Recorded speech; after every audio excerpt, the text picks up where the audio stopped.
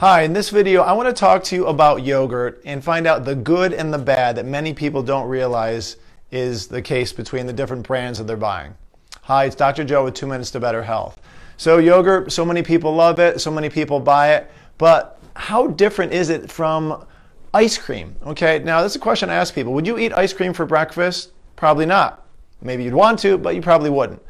Would you eat the same ingredients of ice cream for breakfast? So let's take a look at this ingredient list and tell me, is this yogurt or ice cream?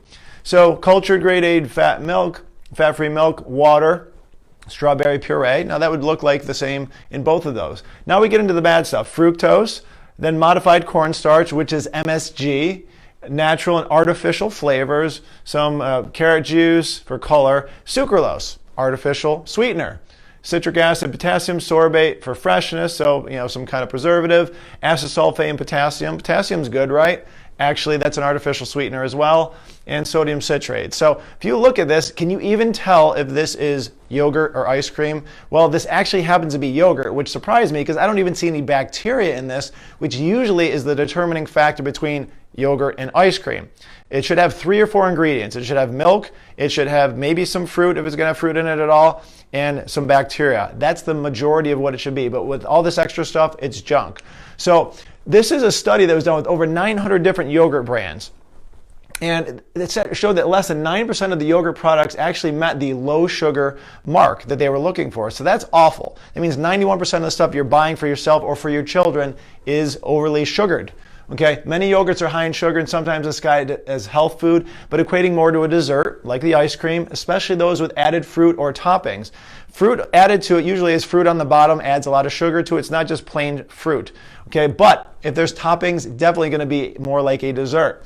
More sugar or salt is often added to low fat or low calorie products as well, because lower fat means lower taste, therefore they have to add more junk to it, and that's going to be more salt and sugar, so definitely look to avoid that. So sugars to avoid, there's a laundry list here. If it has sugars in it at all, it should not have to, okay? If you're going to add any of your own sugars, it should be those natural things. We'll talk about that in a moment. But any of these really in large amounts is going to be bad. So if you see that on the ingredient list, I would recommend avoiding it. So what should you do? Well, ultimately, read labels. That's important. Understanding how to read labels for this and anything is key to good health long term. Low temperature pasteurized is preferred because it hasn't destroyed the milk and the good proteins in it. Okay, you may have to call the company. We love Maple Hill Farms. That's fantastic. Low temperature processing. It's a thinner type of yogurt, but if you don't mind that, our personal preference. Buy plain organic, not vanilla. Vanilla is the same color, but it is not plain. It has a lot of sugar added to it, so avoid that. But plain organic is the best. Plain non-organic if you can't get it, because at least you don't have sugar added to it. Then how would you make it taste good? Well, we'll find out in a moment here, but if you like Greek versus traditional, that's fine. Greek usually has more protein and often more fats in it, versus traditional has a little bit more of the natural lactose, sometimes a little bit sweeter, but definitely that's okay. Upwards of about 12 grams of sugar may go in 8 ounces of yogurt in traditional yogurt. Greek would have about 6. So you can see there's a pretty big difference between those. Protein versus sugar contents, what you want to factor in for that. But add your own berries and sweetener. Okay, so what does that mean? So I put a couple drops of stevia in with mine with some berries. I think that's the best way to sweeten it. And then maybe a little bit of honey or maple if you need to add something to that. But berries is the best thing to add to it. Strawberry, blueberry, you don't have to add a lot of it to get some good flavor in it, but definitely be careful with adding tons of fruit because you're going to add more sugar with that.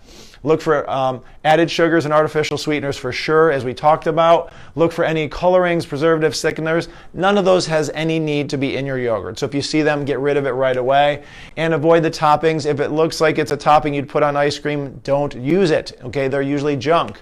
And if it looks like ice cream, it's like ice cream, throw it out, get rid of it, stop buying that brand, find something better, shop around. So hopefully this was helpful. We love yogurt. It's part of my daily breakfast almost every day. It's fantastic. Even on our detox, people use this, but do shop around because there's a lot of junk out there. 91% doesn't meet the sugar mark. So please take some time, do your homework. If you have any questions, please leave a comment below. I'd love to help point you in the right direction. And thanks for watching today. We'll see you in a future video.